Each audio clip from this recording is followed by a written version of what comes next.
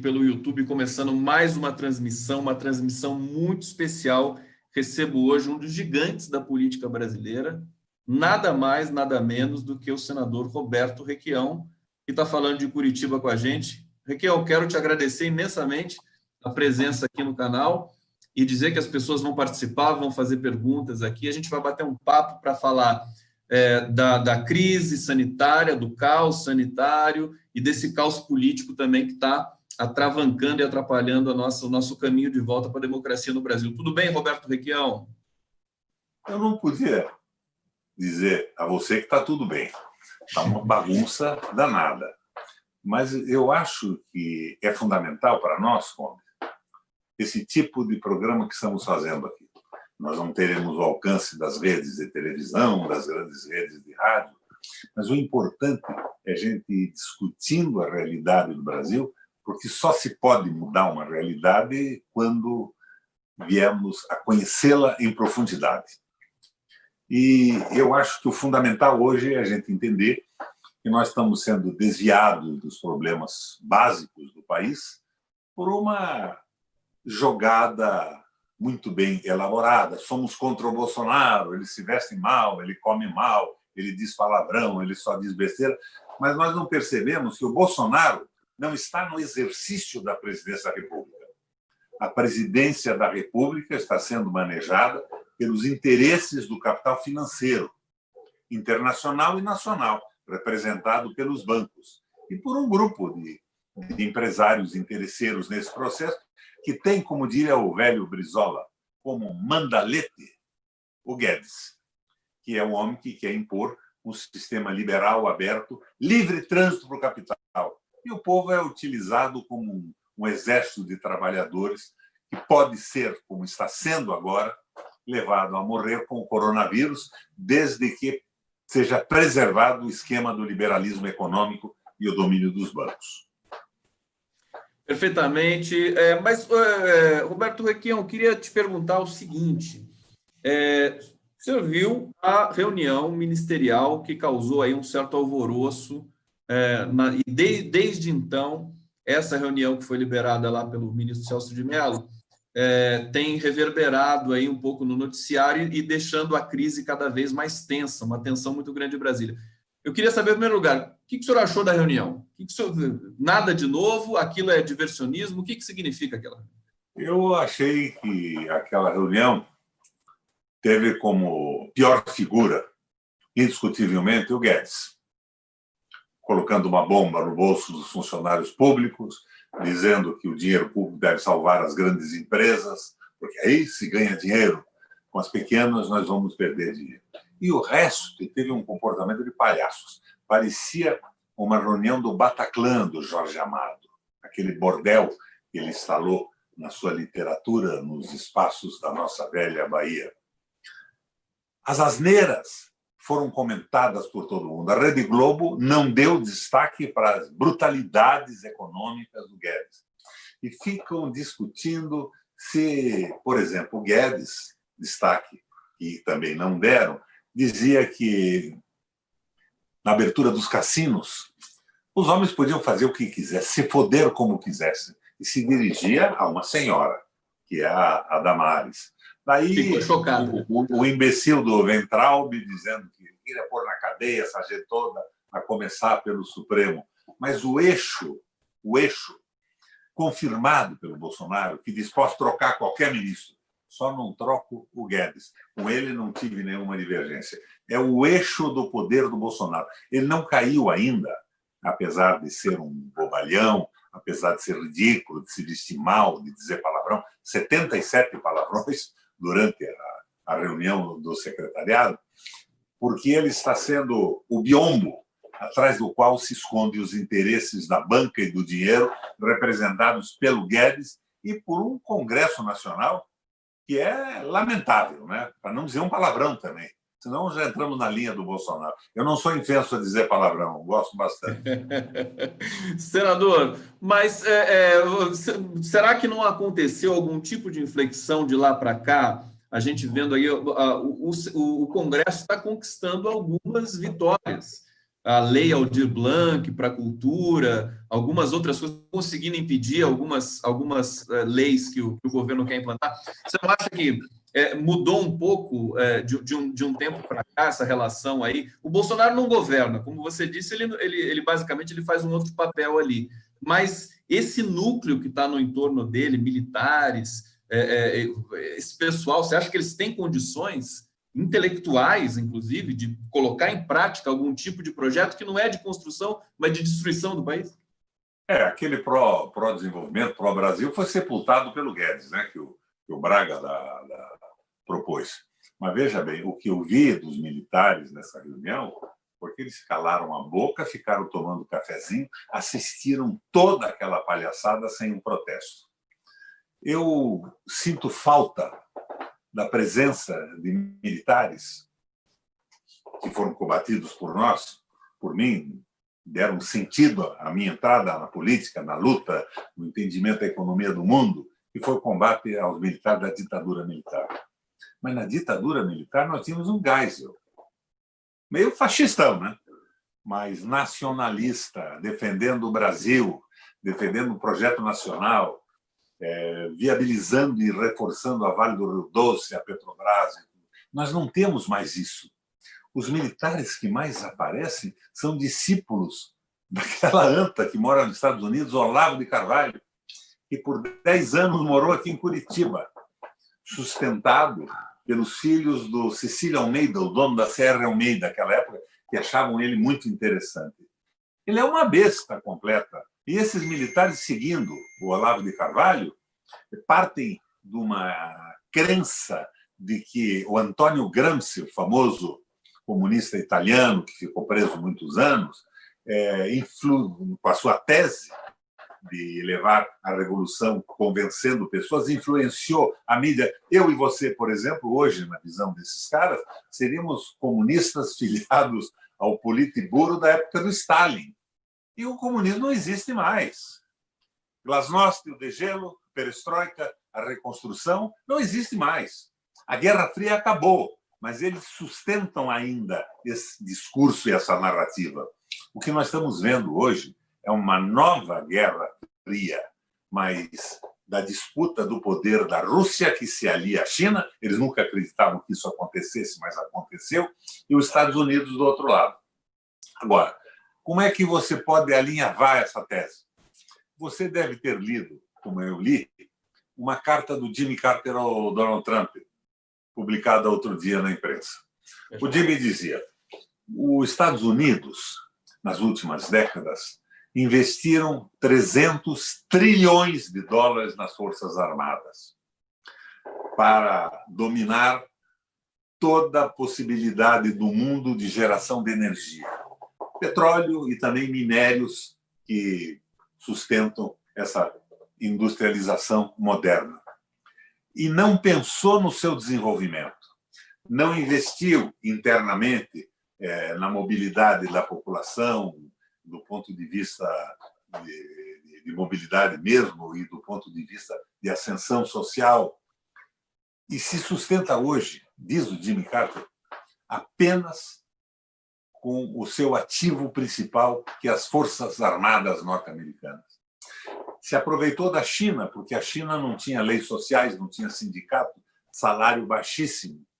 Mas a China assimilou tecnologia e não entrou em nenhuma disputa por território, não tentou derrubar um governo, não provocou uma guerra fora do país, mas investiu em trem-bala que atravessa o país, investiu em robotização, investiu em tecnologia, construiu cidades inteiras, a exemplo daquelas New Towns na Inglaterra, e agora está investindo na Rota da Seda, que é uma espécie de um novo plano Marshall naquela região toda.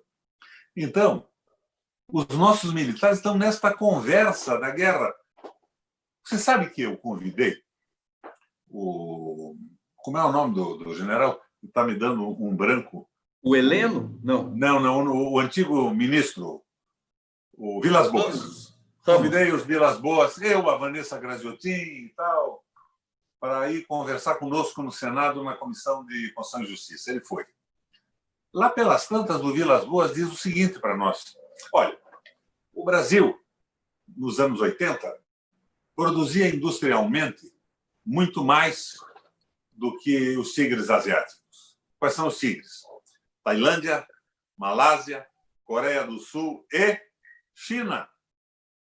E hoje, porque nós embarcamos na Guerra Fria, que freou o nosso desenvolvimento, nos submetendo aos interesses norte-americanos, o Brasil não produz nem 15% do que ele produz.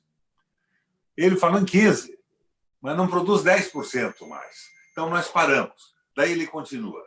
A Guerra Fria acabou, a União Soviética não tem mais o comunismo, mas nós estamos entrando novamente num outro conflito, que é o conflito pelo domínio do comércio no mundo.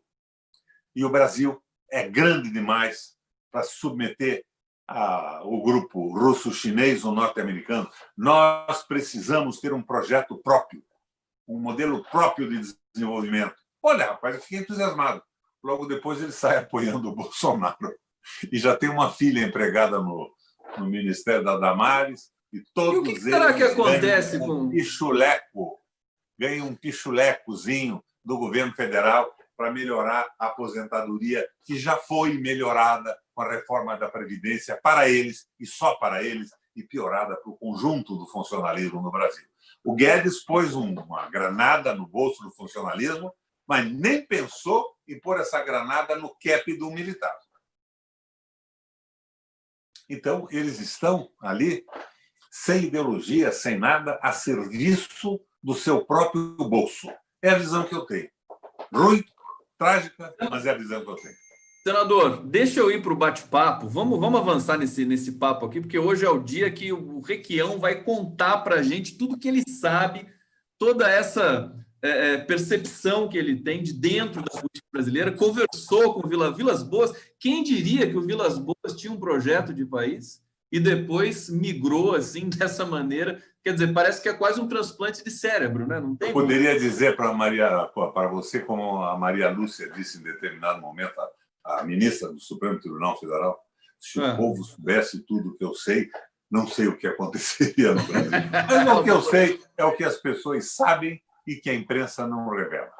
Agora, se nós queremos mudar o Brasil, o principal é isso, é conhecermos a nossa realidade em profundidade. Senão, nós estamos falando mal do Dudu, um filho do Bolsonaro tem um pinto pequeno, outro é o Carluxo, o namorado do índio. Não é por aí.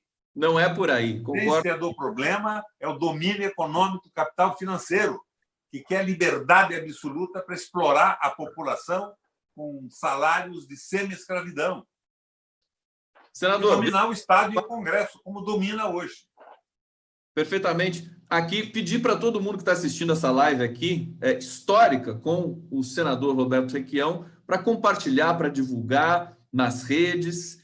Patrícia Lopes está dizendo aqui, adoro o Requião. Adriana Negreiros, boa noite, vocês dois maravilhosos. Olha só, Requião, a gente está bem na fita aqui.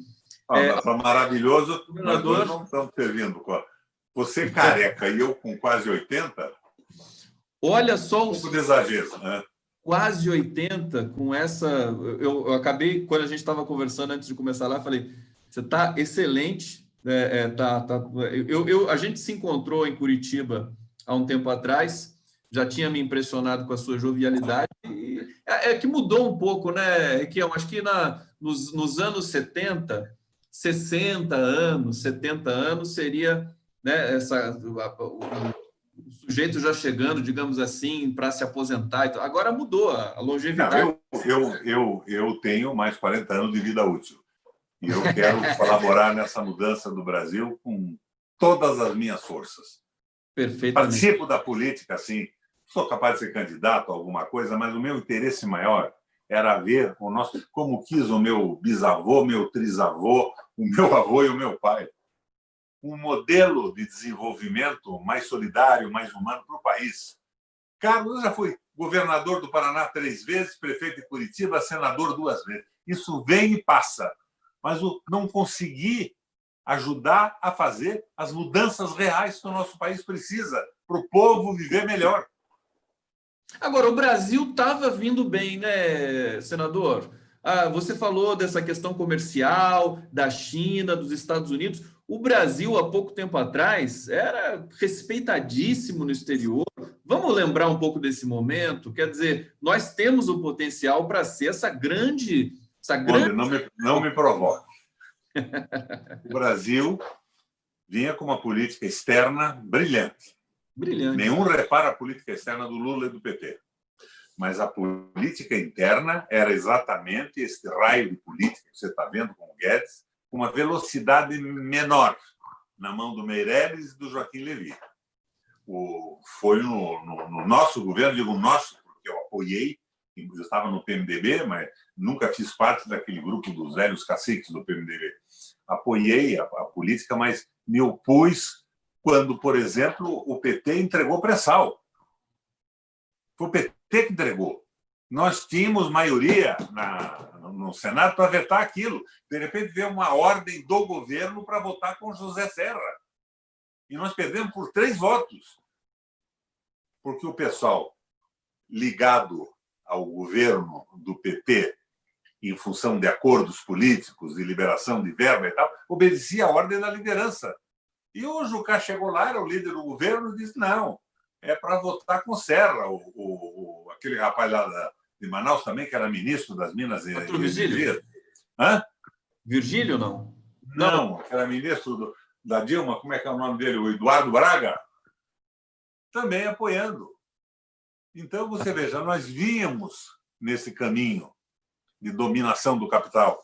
E o meu amigo Lula dizia o seguinte, precisávamos ter um presidente socialista que os bancos ganharem o que ganharam. Foi um erro, uma vacilação. A política externa foi exemplar, acabando com a ALCA, tomando posições muito sérias, mas eles acabaram cedendo internamente algumas coisas. E eu podia dizer para você, o que é que você está pensando, Requião, se me perguntaria? Com bancos públicos? Não. Eu estou na linha do Guerreiro Ramos. Nós temos que pôr limites ao poder dos bancos. Se você resolver acabar com o banco privado da noite para o dia, se causa um caos absoluto no país. Eles têm que funcionar. O capital é importante, diz o Papa, quando constrói uma fábrica, produz bens, avança na tecnologia e paga salário decente para que os trabalhadores possam viver. Mas não pode mandar no mundo. Isso é desde a Bíblia. Não se pode servir a Deus e a Mamon. E quem era o tal do Mamon na Bíblia? Mamon, em hebraico, significa dinheiro. Não é nem outro Deus, nem outro diabo. Não se pode servir ao dinheiro, ao capital financeiro que está dominando o mundo com essa história de globalização e, ao mesmo tempo, pensar na felicidade do povo. Eles não têm nenhum interesse. O que falta a esses generais aposentados que estão com o Bolsonaro e o que falta a esses ministros completamente enlouquecidos pelo Olavo de Carvalho é identidade com a população, fraternidade, solidariedade, mas, basicamente, eles não são capazes de se colocar no lugar de um trabalhador. E cá entre nós, quem é que produz riqueza no planeta Terra? E agora a gente está vendo trabalho é inteligência humana, não é o capital. Agora a gente está vendo isso de maneira muito pedagógica, né? Com a questão da quarentena e de empresários não querendo fazer quarentena, porque quem move a força de trabalho, quem produz a riqueza... Não tem importância que morra 1, 2, 10, 100 mil. Eles querem manter o seu negócio vivo. É exatamente por aí que a coisa não funciona. Senador, volto mais uma vez aqui ao bate-papo, porque tem muita gente aqui saudando o senador. Olha só, na Calábria, Gustavo e seus convidados sempre estão bem na fita. Obrigado, querida. Edson Bahia, um dos meus políticos de estimação, o grande Roberto Requião. Se o PT tivesse uns 10 como ele, o país não estaria nessa anomia. Olha só, Rosemary Sartori Potker dizendo, adoro o Requião e seus lindos olhos azuis. Adoro o Conde, adoro a clareza e a postura dos dois. O negócio está bom aqui hoje, Requião. Senador, só para a gente pensar mais alguma coisa dessa leitura que você fez do governo Dilma, do segundo governo Dilma, pré-golpe naquele momento, me parece que você faz uma diferenciação da relação dos governos Lula, por exemplo, que saiu com uma popularidade muito alta, e talvez do primeiro governo Dilma, você estava lá, participou desses governos como base de apoio também, para esse momento de 2015, na reeleição da Dilma em 2014, que ficou tudo muito confuso, muito pressionado. Você vê uma inflexão ali? Bom, em primeiro lugar, quando a Dilma é uma mulher séria, correta. Nunca cogitem imaginar um desvio de comportamento da Dilma em benefício próprio, em benefício de alguma coisa que ela não acreditasse. Mas ela acabou cedendo para a pressão no mercado. Ela não aceitou o Meirelles, mas pôs o Joaquim Levy, indicado por quem? Pelo Bradesco. Não é? E naquela época o Lula queria que ela trouxesse o Meirelles de volta. Ele acreditava. O Lula no governo não é o Lula de hoje. Eu acredito muito no nosso amigo lá. Porque ele aprendeu muita coisa. As forças que sustentaram, que fizeram vigília, que falaram em favor dele o tempo todo, não são as forças que ele contemplou de uma forma ou de outra no seu governo. Nós temos que entender isso. Agora, é claro que teve coisa extraordinariamente positiva. A inclusão de trabalhadores no mercado de trabalho e, portanto, no mercado de consumo. A abertura das universidades. O governo teve qualidades muito grandes, mas cedeu à pressão do capital financeiro e dos Estados Unidos. Agora, o discurso do Lula é outro. Agora, eu, pessoalmente, não cobro do Lula hoje o que eu acho que ele não pode dar. O Lula pode ser preso se esse troço prosperar. Então, ele tem que preservar um pouco a perspectiva da sua liberdade. E o PT, na minha opinião, não sei se é afiliado ao PT, eu sou o PMDB. O PT é um partido que tem identidade com as classes populares, na sua massa, na sua base. Agora, tem muito picareta também, de antes e de agora. A política brasileira estava, de uma forma endêmica, viciada em corrupção. O PT, não.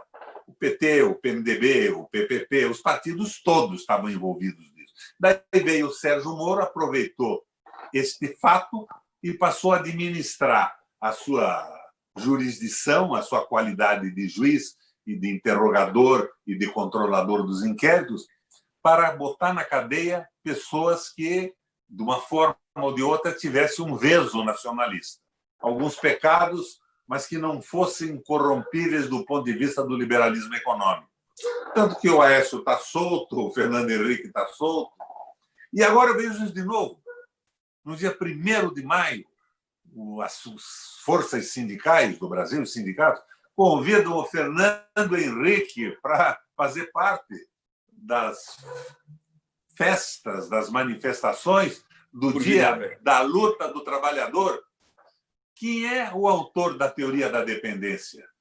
O Enzo Faleto, que eu sempre pensei que era italiano, mas não, diz que ele é chileno. Escreveu aquele livro junto com o Fernando Henrique. O Brasil não vale nada, os empresários não têm inteligência, não têm capacidade de absorção e de produção de tecnologia. Nós temos que entregar o país para lideranças preparadas dos países mais desenvolvidos. E esse cara está sendo festejado. Fala em frente ampla com o Rodrigo Maia. Cara porreta, Rodrigo Maia. Não tenho nenhuma antipatia pessoal por ele. Mas ele, no dia seguinte, põe a carteira verde e amarela em votação. É um liberal, a cabeça dele é liberal. Então, nós precisamos de uma frente que defenda os interesses da soberania brasileira e que tenha um projeto realizável. Não pode ser o mundo dos meus sonhos, mas não pode ser um mundo que coloque, sacralize e santifique picaretas que são agentes do capital financeiro e que jamais vão ter alguma identidade com a população. Essa mulher que está sendo aí criticada hoje, que disse que seria muito boa o avanço do coronavírus, porque assim ele cuidava com os mais velhos e resolve o problema da Previdência. Da Previdência, né? O que ela era quando nós estávamos no governo? Presidente da ANAC para vender aeroportos. Estava conosco e o pessoal fica batendo nela agora. Ela é auxiliar do Guedes. Ela é auxiliar do Guedes e operadora da direita no nosso governo. Então, vamos entender isso para a gente conseguir montar esse projeto que deve ter como base a diminuição do poder do capital financeiro no Brasil e o respeito ao trabalho. Com respeito ao trabalho, o senador Roberto Requião aqui no canal do Conde também, com retransmissão depois pela TV 247. Muita gente saudando aqui, mais uma vez, César Benoriel está dizendo assim, a criação de 2 projetos de alcance mundial, a UNILA e a Unilab, que colocou o Brasil no cenário das relações internacionais, soberania pura, ele só está mencionando aqui. O Wilton Santos dizendo, Requião devia sair do PMDB e se filiar ao PT. Olha lá, Requião, você já foi convidado para se filiar ao PT, Requião? O PT, como eu disse a você, tem qualidades incríveis na sua base, na sua composição, de uma maneira geral, identidade com o trabalho. Sofre o sofrimento do trabalhador e pode formular medidas para que isso não ocorra com essa intensidade maluca que está ocorrendo. Mas o PT tem 1000 tendências. Se eu entrasse no PT, eu seria de uma tendência. Ia começar a levar o pau que eu não estou levando os petistas no seu programa. É melhor ficar de fora, né, Requião? Você fica no MDB, porque daí todo mundo gosta de você no PT, que eu sei, né? O pessoal gosta muito de você dentro do PT. Olha só, só o último abraço, a Cernite Ávila, fazendo questão de deixar um abraço carinhoso para você, senador. Eu quero só mencionar aqui, né, o Requião, é uma honra muito grande receber. Foi deputado estadual, ele falou aqui, prefeito de Curitiba, secretário de Desenvolvimento Urbano do Estado do Paraná, governador do Paraná, senador da República, governador do Paraná de novo, e eleito novamente governador, foi reeleito governador. Enfim, é uma das legendas da nossa política e tem uma presença muito forte nesse momento no país, nesse redesenho que a gente está tentando fazer, superando o trauma, a catástrofe Bolsonaro, para ver o que vai ser o day after. Nesse sentido, senador, queria falar um pouquinho sobre soberania nacional do senhor.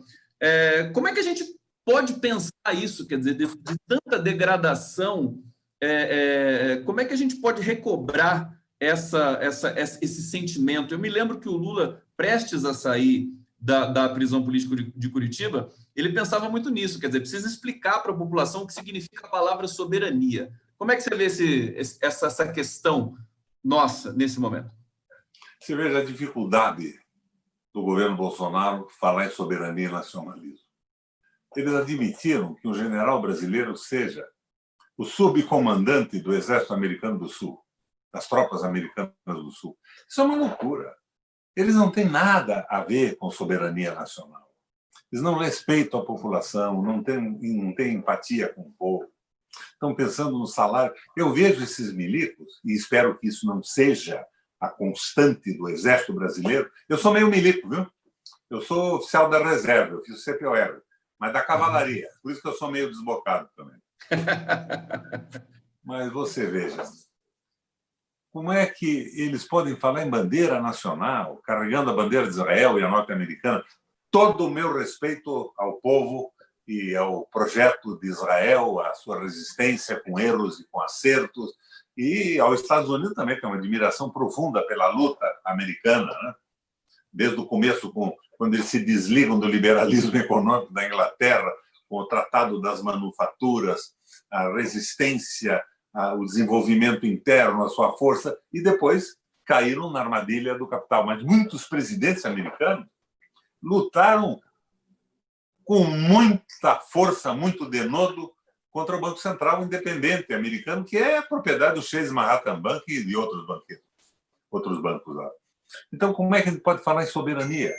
Eu presido hoje a Frente Mista do Congresso de Soberania Nacional. É uma frente que devia ser presidida por um parlamentar, mas os velhos companheiros, fizeram uma modificação no estatuto para que o presidente de honra da frente pudesse ser um não parlamentar e me recolocaram no lugar que eu ocupava enquanto parlamentar. Então, soberania é o controle da moeda, soberania é a independência nas relações comerciais, naquela linha que o Vilas Boas falou e não cumpriu. Nós temos que ter um projeto nosso. Nós não podemos nos subordinar aos Estados Unidos, mas também não podemos subordinar aos interesses estratégicos da China e da Rússia. Por que não podemos? Porque eles têm problemas muito grandes. A China tem 1,5 bilhão de habitantes, precisa alimentar essa gente, ela tem que brigar pelo seu povo. E nós estamos aqui com um governo que não briga por ninguém. Um bando de malucos, né? O Pinto Pequeno, o Carluxo, o fulano, o ciclano, e o Bolsonaro a dizer bobagem. E agora isso tudo demonstra que no governo do Lula e no governo da Dilma, a política externa tinha qualidade. Louvemos o Celso Amorim e louvemos o Lula e a Dilma, que acompanharam essa linha bonita de afirmação da soberania, mas que acabaram cedendo a pressões internas. Joaquim Levy, Meirelles. Pois é, houve ali um desequilíbrio, né? Um desequilíbrio, eu acho que nessa composição a gente ainda tentava entender um pouco isso como uma espécie de ceder uma pressão para não ter um problema pior, mas acabou virando um problema muito maior. Tem um comentário aqui, senador, dizendo assim: o Requião não se filia ao PT porque não quer se mudar. Não, isso aqui é um comentário de bolsominion aqui que entrou, mas o Wilson Santos aqui. Se o Requião se candidatasse à presidência da República pelo PT, nós certamente venceríamos. Eu me lembro que houve umas tratativas, né, de você compor uma chapa com Haddad, talvez, né? Esse sonho, né, da presidência. Claro que houve, muitos companheiros pensaram nisso e tudo, mas o meu foco, Conde, é o país. Eu fui senador 3 vezes, 2 vezes, fui governador 3 vezes. Não, se você não puder transformar as coisas, de que vale essa passagem por cargos públicos? Tem que servir para mudar a realidade. Por isso que eu digo a você, é importante o que você está fazendo aqui. Você só muda uma realidade conhecendo-a em profundidade. Nós temos que criar quadros médios, não só militantes. Nós temos que criar quadros médios em cima de um projeto de desenvolvimento muito claro de soberania, que não pode ser tão radical quanto nós da esquerda gostaríamos, mas tem que ser possível, tem que ser um ato meio, um ato eficiente. Não pode ser um ato de covardia. Os covardes falam em democracia, aderem ao liberalismo econômico e querem fazer uma frente com o Rodrigo Maia, com o Fernando Henrique, e se o Ustra tivesse vivo, eles traziam o Ustra também para a frente democrática deles. Mas não pode ser um ato temerário que pretenda, sem conhecer circunstâncias da economia, da macroeconomia, da geopolítica no mundo e a situação interna do Brasil, querer fazer uma mudança terrível. Precisamos mudar algumas coisas para respeitar novamente o trabalho, dar a ele uma importância acima do capital e do dinheiro, e precisamos nos desligar do Banco Central e fazer investimentos públicos pesados, como fez os Estados Unidos no New Deal, a Alemanha na nova política com Schasch, né? Horace Greeley e Hjalmar Schacht, como fez o Japão e como faz. Nós temos que olhar tudo isso, até a Revolução Russa dá uma olhada. O que deu certo, o que deu errado, aproveitar algumas coisas básicas e restabelecer o processo democrático para que o povo, com uma liberdade de informação que tem que ser, eu não digo restabelecida, estabelecida no Brasil, possa julgar as coisas e ir formatando um modelo de convivência social, administrativa, política e econômica. Senador, vamos falar um pouco da pandemia, o que está acontecendo no Brasil e no mundo, porque isso, enfim, acho que é o grande desafio que a gente tem, para além dessa catástrofe política também, é a questão da pandemia. Nós estamos aí hoje, acho que daqui a pouco vai sair o dado do Ministério da Saúde, mas provavelmente vamos chegar a quase 27 mil mortos. Estamos com 420 mil casos de Covid, vamos para 500 mil, é o segundo país do mundo em casos de coronavírus, e a gente está vendo um tratamento muito desumano, né? Sem ministro da Saúde até agora. Eu queria saber do senhor como lidar com essa complexidade e que ela se extravasa para a impossibilidade das pessoas sentarem à mesa, porque você tem de respeitar um protocolo de quarentena, que não está sendo respeitado em grande medida também pelo Brasil. Como é que você está vendo esse quadro com esse desastre desse governo nesse momento instalado no país? 2 maneiras de enfrentar essa pandemia. A minha, certamente a sua, é em defesa da vida. Em defesa da vida das pessoas. A outra maneira, que é a maneira que esse governo está levando à frente, é uma guerra contra a pandemia, mas a favor do sistema liberal da economia, a favor do capital financeiro.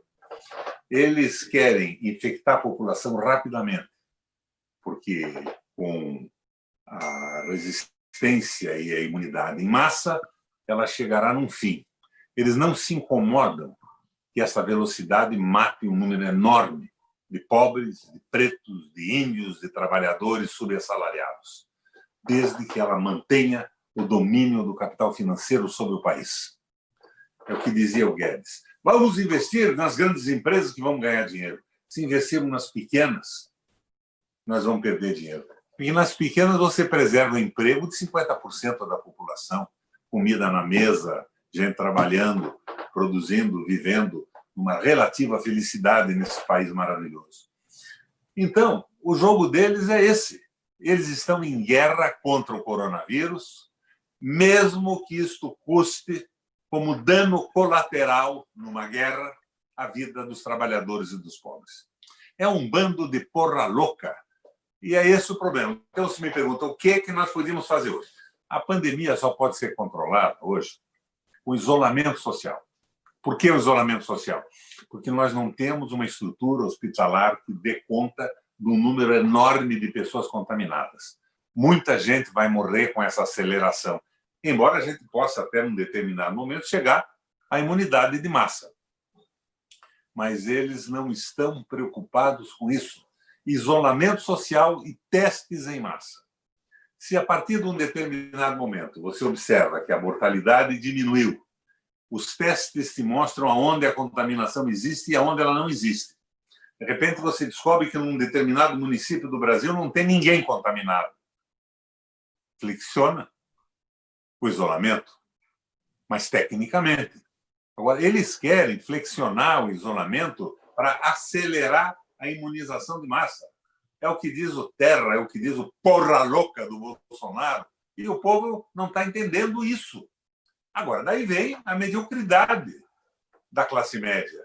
O cara tem um bar, eu lá quero saber se vão morrer 200 pessoas, se o meu bar tem que ficar aberto para mim ganhar alguma coisa. Só que ele não percebe que acaba morrendo a mulher dele, a mãe, a filha, a tia, a avó. Eles não conseguem entender isso. E o que colabora para que eles não entendam? A propaganda brutal do governo a favor do fim do isolamento.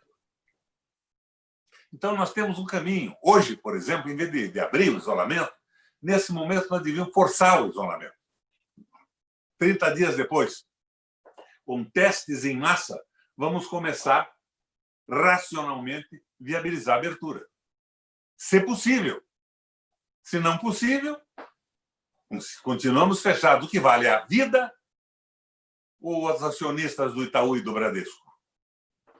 Pois é, grande dilema, na verdade não deveria ser um dilema, porque deve ser questão de salvar vidas, né? E a gente tem dados de que a pandemia começa a se alastrar nas periferias, nas favelas da América Latina, sobretudo do Brasil, né? E a coisa também, de muitos estudos, senador, de que continua um processo de subnotificação muito forte no Brasil, quer dizer, nós estamos muito piores do que nesse momento. Agora, tem muito tema que eu queria tratar com o senador, aproveitar a sua presença aqui, por exemplo, para perguntar, se a gente falou da frente ampla, eu não resisto perguntar sobre questões, fica à vontade para responder ou não, mas, por exemplo, a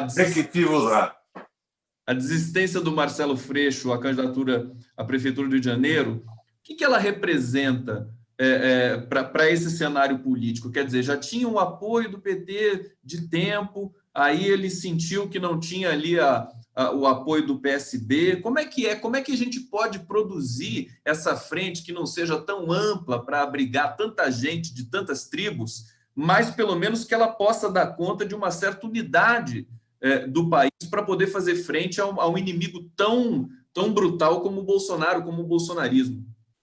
Senador. O Freixo não merece crítica. O Freixo percebeu que aquele Rio de Janeiro que elegeu o Weintraub não daria espaço para ele num processo eleitoral para a prefeitura. Você diz, o PT já havia assegurado o apoio, mas o PT no Rio de Janeiro ainda hoje é estigma, não é apoio. Ele percebeu isso. Então, ele podia ter rejeitado o PT e procurado se amparar em outras forças políticas mais à direita. Não fez isso. ele disse: não sou mais candidato porque falta um apoio genérico da sociedade que devia se indignar com o bolsonarismo, essas bobagens todas que estão acontecendo, mas eu quero ficar junto com o PT, porque sem esse partido e a sua visão orgânica no Brasil, vai ser muito difícil fazer uma mudança. O PT é essencial para o processo de mudança no Brasil. Por isso que eu não entendo a horrorosidade do meu amigo Ciro Gomes em relação ao PT. Claro que tem culpa, claro que tem erros, mas não é por aí. Ele tem uma base, uma organização e uma identidade popular indispensável para a mudança. E o Freixo voltou para a Câmara Federal dizendo que uma aliança verdadeira é indispensável, mas não quis ir para uma guilhotina, ser sacrificado com apoio do PT, mas não teria o do PDT, não teria o dos outros. E como eu observei a você, apesar dos quadros maravilhosos que tem no Rio também, o PT é estigma nesse processo eleitoral, pelo menos lá. Perfeitamente. Análise refinada aqui do nosso querido senador Roberto Requião. E tem gente aqui mandando mensagens. Ana Calabria dizendo: enquanto o vírus encontrar pela frente hospedeiros para cumprir seu ciclo, a pandemia não acabará. Então, os que puderem fiquem em casa, temos de fazer o que o vírus não quer. César Benoliel dizendo: a avaliação perfeita do senador Requião sobre a pandemia. O caminho é esse. Isolamento é o remédio. E Ena Simpson, Zé Maringá dizendo: melhor governador que o Paraná já teve. Ena Simpson dizendo: solta o verbo Requião. Solta o verbo, Requião, solta o verbo, porque agora eu vou te perguntar do Ciro Gomes. O que aconteceu com o Ciro Gomes? Você conhece o Ciro Gomes. As pessoas gostam, havia umas tratativas enfim, carinhosas, né? E o que aconteceu? Desde aquele momento lá do segundo turno de 2018, em que ele vem com agressividade muito forte contra o PT e contra o Lula o tempo todo. Desconstrói o Ciro para a gente. Eu votei no Ciro no primeiro turno. No segundo turno, claro, fui com a Haddad. Eu votei no Ciro até esperando poder conquistar a qualificação de ser um intermediário para uma aliança no segundo turno, ganhasse o Ciro, ganhasse o Haddad. Em função das minhas ligações com essa base do PT e do PDT. Mas eu não sei o que o Ciro quer. Eu acho que ele está errado nisso. Realmente não sei. Não é esse o caminho. Não, se quer saber o que aconteceu com o Ciro, pergunta para ele. Para mim fica difícil a resposta. Gosto dele, acho, tenho deixado claro, que esse projeto nacional que nós precisamos construir, que viabilize a condição de uma unidade brasileira para a mudança, tem que consultar algumas ideias e propostas que o Ciro tem colocado. Tem que ser uma coisa que não pode ser de um partido, tem que ser um projeto do Brasil. A possibilidade do Brasil reconquistar o desenvolvimento econômico e abrir o espaço democrático para que, inclusive, os partidos aí, se reforçando internamente, se qualificando econômica, programática, ideologicamente, possam participar do avanço do país. Não consigo entender o que o Ciro faz, mas também não vou demonizá-lo. Perfeitamente.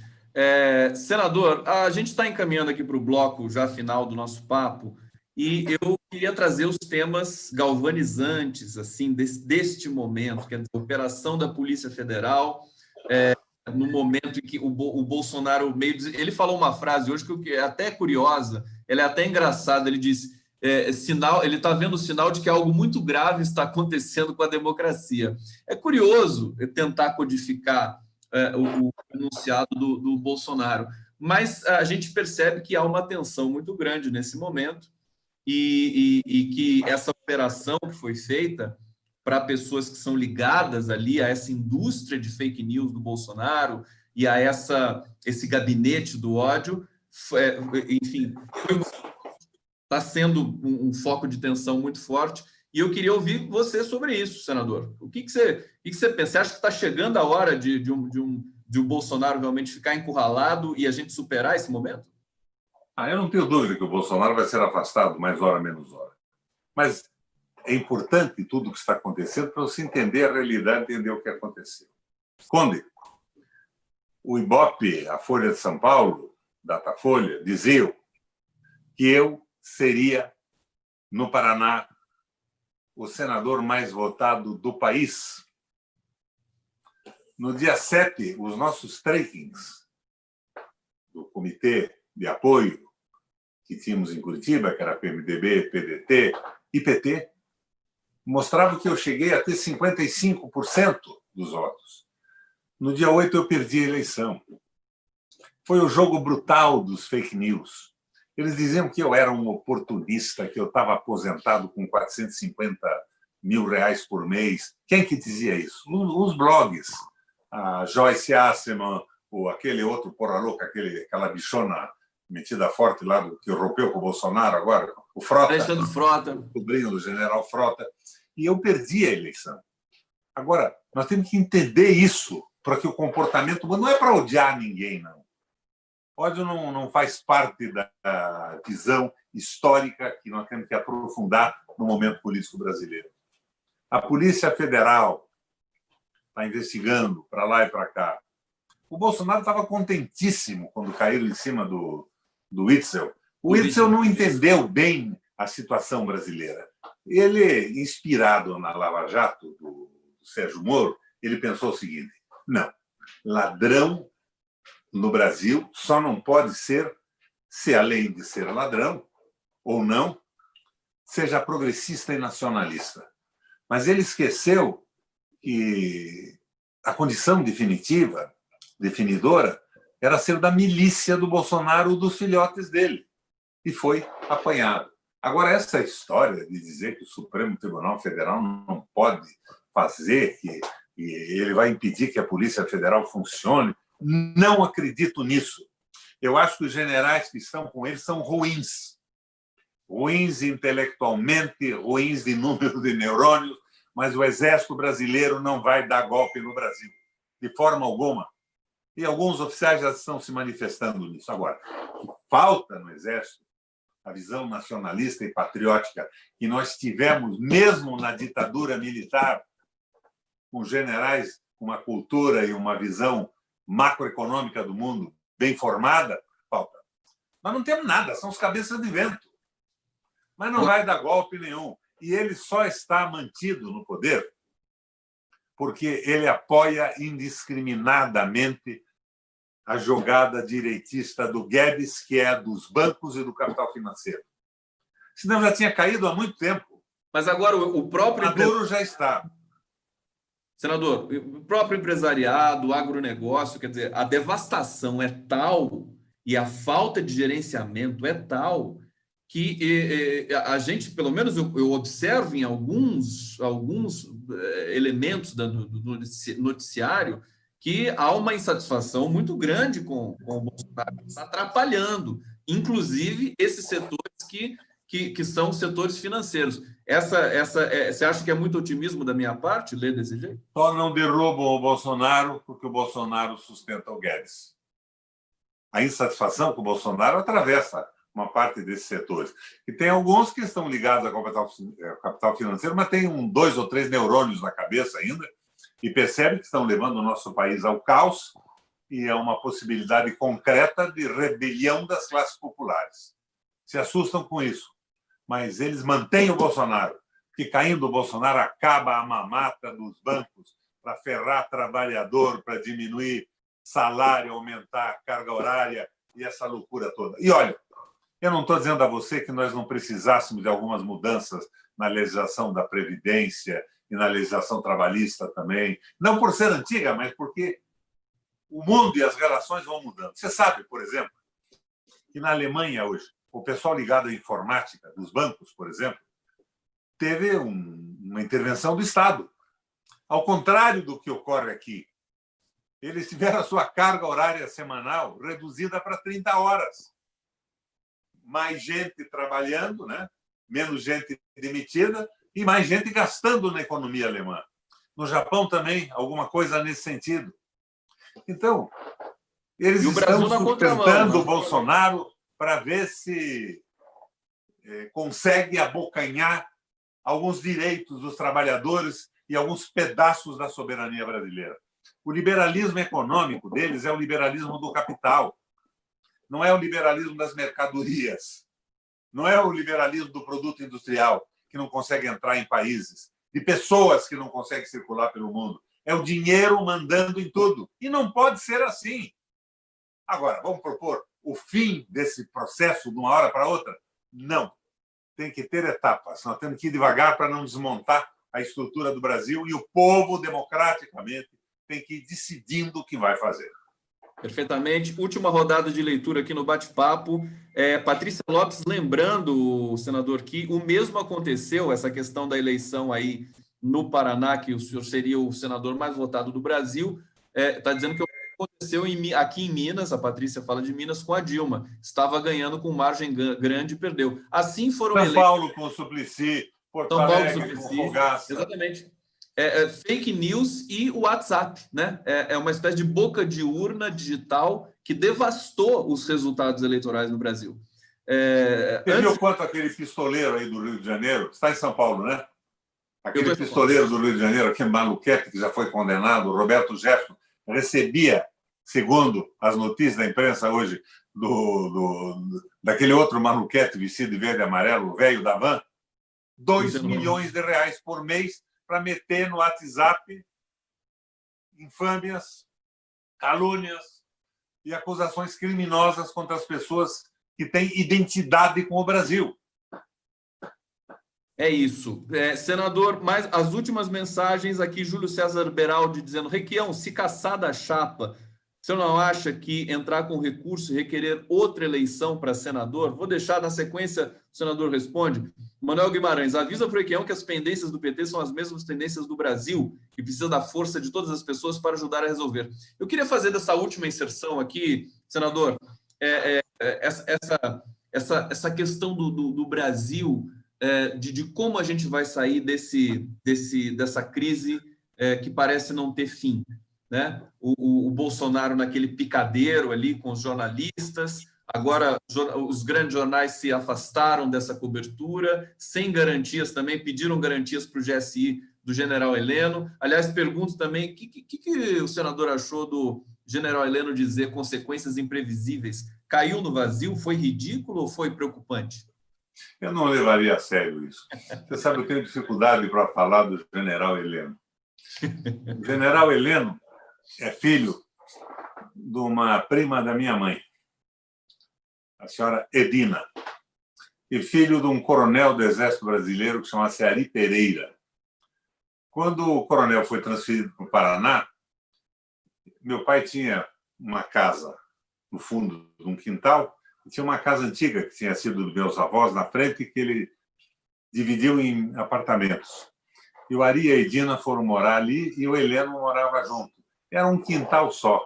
O Heleno era uma espécie de irmão da gente, até os 11 anos. Depois eles foram embora. E eu tinha um apreço monumental pelo pai dele. O pai dele era aqueles militares porretas, ele dava atenção para a meninada. O Heleno é 7 anos mais moço que eu. Mas ele nos ensinava ginástica, a saltar, a fazer cambalhota, a fazer exercício físico. Num fim de tarde, por exemplo, saía com a gente até o centro da cidade, em 2 barzinhos ali, era o Cachorro Quente e eu não sei o quê, para comer um bife com queijo, um cachorro quente com verde na cidade e nos trazia de volta para casa. Eu apreciava, o pai dele era o meu herói dessa época da minha vida. E, de repente, eu vejo ele dizendo tanta besteira. Ele até admitiu que a Terra é plana. O que aconteceu com esse rapaz? Então, o que eu acho é que se iludiram. Ele foi o chefe de gabinete, o ajudante de ordem do Frota na tentativa de golpe, se lembra? Então, eu acho que é por aí. Escola militar e se agarrar no Olavo de Carvalho. Meu Deus do céu. Eu sinto, portanto, que gostava e, portanto, ainda gosto da memória positiva do pai dele. Perfeitamente. Senador, para a gente terminar, primeiro eu quero dar um abraço aqui do Eduardo Matsiak, nosso querido fotógrafo, né, grande figura. Ele deixou um abraço aqui para o senhor no WhatsApp, e agora que eu vi, na hora que eu estou fazendo aqui o fechamento da nossa transmissão. Então, eu quero deixar também um abraço para o Eduardo, que fez aí a ponte para a gente conseguir realizar essa entrevista com o senador Requião. Estou muito feliz com a sua presença. Vamos ver se a gente repete essa dupla, enfim, para a gente conversar sobre o Brasil. É uma satisfação muito grande conversar com o senhor. E eu queria que o senhor terminasse falando do que pode acontecer, da sua disposição para costurar acordos, para articular as questões e do papel do Lula nesse momento. E o Lula ele tem tido um papel importante, tem usado o Twitter, todos os meios que ele pode, conversando, fazendo videoconferências também, para tentar conduzir, porque o Brasil não está sentindo uma falta de uma liderança nesse momento, Requião. Você concorda com isso? Está sentindo falta de um projeto de desenvolvimento econômico sustentável, razoável, possível para um momento brasileiro. Isso é fundamental. Por isso que eu falo que nós temos que ter uma unidade das lideranças. E, em determinado momento, seja candidato à República com um projeto claro e compromisso com ele, quem tiver mais condições eleitorais. Por que não o Ciro? Por que não o Haddad? Por que não o Dino?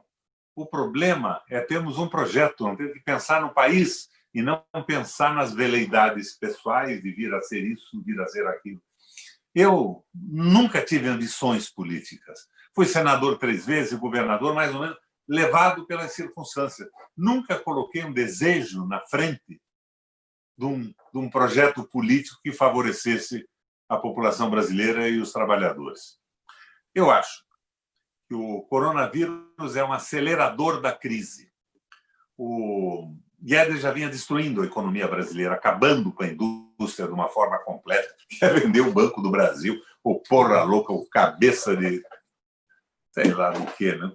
Mas o coronavírus acelera. Como a gasolina ou o álcool são aceleradores do incêndio, o coronavírus acelerou a crise que estava sendo pautada pelo porra louca do Guedes, que não entende nada de economia. Disse outro dia, eu li o Horácio Greeley e Alma Chach 4 vezes, leu coisa alguma. E se leu, pior ainda, porque não aprendeu nada. Então, nós vamos ter uma crise, e essa crise abre espaço, como já repetiu o Ciro Gomes outro dia, e como repetia o John Kennedy, que em chinês a palavra crise tem a mesma grafia com que se escreve em ideograma possibilidade. Esse é o momento. Se nós não tivermos um programa que possa ser apoiado pelo conjunto majoritário da população brasileira, nós vamos viver num caos danado. E a força do capital comandando as grandes empresas de comunicação, financiando campanhas e tudo mais, pode prevalecer sobre os interesses dos brasileiros. Então, eu estou apostando tudo, é por isso que eu estou aqui com você conversando. Você tinha me procurado há um tempo atrás, né? Eu recebi um recado seu. Agora, outro dia, o Matzjak, o Dudu Matzjak, me disse: eu posso falar com o Ele fala, eu gostaria de bater um papo com ele, eu acompanho as suas entrevistas no 247. No seu blog eu não tinha tido acesso ainda, mas no 247. Nós temos que formar uma opinião e montar um projeto para o Brasil, amplo, democrático, mas sem operadores do capital financeiro. E isso é possível. Agora, o recesso é terrível, né? Eu estava vendo você, careca, você deve ter tido cabelo um dia. Né? Agora, eu estou há 90 dias sem cortar o meu cabelo. Eu estou em isolamento total e me comunicando com o Brasil pela internet. Eu ia perguntar, viu, senador, como é que tá bonito esse cabelo aí? Tem inveja? Se eu cortar, eu assumo um compromisso com você. Vai ficar aí mais um mês de isolamento. Se eu cortar, eu guardo o que sobrar para fazer uma peruca branca. Eu faço uma peruca. Eu ia te perguntar, esse é o Roberto Requião, como é que está a quarentena, senador? Está tudo bem? Você como é que você está tocando a vida? Mudou muito a sua rotina? Você gostava muito de Estou em casa. Estou em casa, eu não quero ser contaminado nem contaminar ninguém. Aqui no Paraná estamos também sem governo, sem uma linha. Bagunça aí, né? O prefeito disse, não, eu nunca disse que era a favor do isolamento, mas também não disse que é contra. Eu me lembrei do Fernando Henrique, lembra? Eu fumei maconha, mas não traguei. Não foi o Bill Clinton que disse isso? Fumou maconha, mas não traguei? Mas o Fernando Henrique falava. Eu não me lembro mais agora também. Acho que eu não me lembro mais dessa frase, viu? Olha, se não foi ele não é fake news. É a nossa memória que não está bem focada no assunto. Mas o problema é esse. Vamos tentar montar um projeto. O PT começou a montar um projeto agora, eu acho bom. Mas não pode ser o projeto do PT. Tem que ser um projeto do Brasil. O projeto do PT tem que conversar com o projeto do Ciro Gomes. Tem que conversar com o projeto de recuperação dos Estados Unidos no New Deal. Tem que conversar com o projeto da nova política alemã. Tem que conversar com o projeto da Revolução Russa, o que deu certo, o que não deu. Então, diz não deu certo nada. Deu. Ela é uma potência tecnológica, militar, igual ou superior aos Estados Unidos, naquele processo todo, apesar da glasnost e da perestroika. O que ela errou, os seus exageros, as suas bobagens, tem que ser abandonado. Mas vamos dar uma olhada nisso. Vamos dar uma olhada como é que a China está crescendo. Me dizem, a China é capitalista. Eu vou muito à China.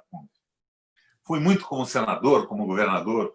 A China está descentralizando a operação das coisas, de manufaturas, de indústria e tudo mais. Mas tem um planejamento centralizado, pesado. Tudo tem que obedecer ao interesse da população e da sociedade chilena, que tem 1,5 bilhão de habitantes, não pode estar sacralizando o dinheiro como discípulo de Mamão e a favor do capital financeiro. Então, o Brasil precisa ter um projeto, porque o nosso país é maravilhoso, é rico demais, é grande demais para se subordinar a essa briga de China, Rússia e Estados Unidos. Getúlio fez isso, lembra? Aproveitou o conflito e industrializou o Brasil. Companhia Siderúrgica Nacional, Escola de Engenharia Militar, Vale do Rio Doce e tudo mais. Petrobras. Onde estão esses generais que sabiam que tinham um país e que não estavam acreditando na Terra plana? General da Terra plana mandando no Brasil, com um Bolsonaro que não tem rigorosamente nada dentro da cabeça e tem 3 filhos completamente porra louca, né? Senador, fica o desafio aqui. Talvez a nossa próxima conversa já não tenha mais o Bolsonaro no horizonte. Vamos torcer para isso, para ser rápido, para a gente se encontrar de novo. Obrigado pela entrevista, obrigado pela aula que você deu aqui para todos os nossos internautas aqui, todo mundo deixando muitas mensagens de carinho. Depois eu vou encaminhar tudo para o senador, para o Eduardo, para o Dudu. E obrigado. A gente volta a se encontrar em breve. Desejo toda a felicidade, todo o sucesso do mundo para você, querido. Roberto aqui. Valeu. Um abração. Abraço.